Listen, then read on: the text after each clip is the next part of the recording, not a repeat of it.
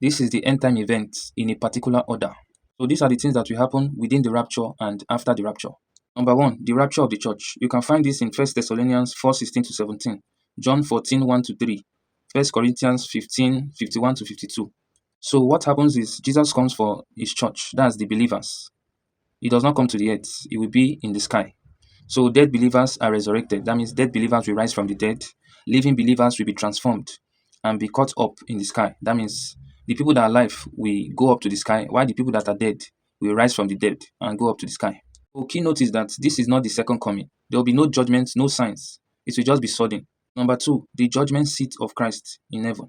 You can find this in 2 Corinthians 5:10, Romans 14:10 to 12. So what happens is that believers are judged for rewards, not salvation. They are judged for works, motives, and faithfulness. So people that have done good works on earth, they are going to receive rewards in heaven. Number three, the marriage supper of the Lamb in heaven.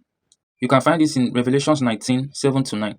So what happens is that the church is united with Christ. Celebration before returning to earth. So believers will be celebrating with Jesus in heaven.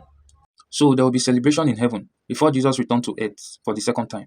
Number four, the Great Tribulation, 7 years on earth. So you can find this in Daniel 9:27, Matthew 24, Revelation 6 to 18. So what happens is that the 7 years is divided into half. That is 3.5 years. The first 3.5 years, there will be false peace and there will be rise of Antichrist. The second 3.5 years is the main Great Tribulation. There will be several judgments, there will be persecution. So the Antichrist will be revealed, people will receive the mark of the beast, there will be global deception, God's wrath will be poured out into the earth, many will come to Christ under persecution. Number five, the second coming of Christ, visible return. So Christ will return to earth and everybody will see him, he will be visible. You can find this in Revelations 19:11 to 16, Matthew 24:29 to 30. So what happens is that Jesus comes with his saints, that is the believers that were in heaven celebrating with him. He's going to come down to earth physically with them. So Antichrist and false prophet will be defeated. Jesus physically returns to earth. Remember, this is different from the rapture. This is the second coming. Number six, Satan bound for 1,000 years. So after Jesus physically returns to earth, Satan will be bound for 1,000 years. That means he will be locked up for 1,000 years. You can find this in Revelations 20:1 to 3. So what happens is that Satan is chained and imprisoned. He can no longer deceive the nations. So Satan is bound after the tribulation, not before the tribulation.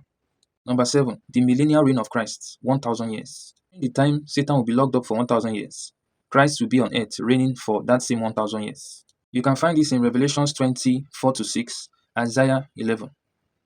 So what happens is that Jesus reigns physically on earth. There will be peace, justice, and restored creations. Saint reigns with Christ. Longevity returns, then there will be fulfillment of the Old Testament. So the saints in heaven that are celebrating with Jesus will come to earth and stay for 1,000 years. During that period, Satan will also be locked up for 1,000 years. Number 8, Satan released briefly. So after the 1,000 years reign, Satan will be released briefly. You can find this in Revelations 20:7 to 9.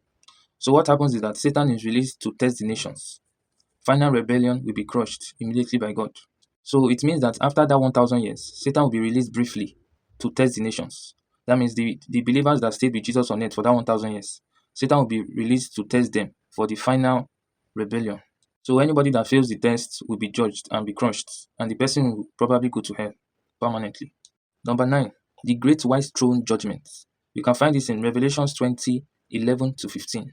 So what happens is that all unbelievers of all ages, anyone not found in the book of life, is cast down into the lake of fire. That means people that have died since the beginning of time, all the unbelievers that did not give their life to Christ, will be cast down into the lake of fire permanently.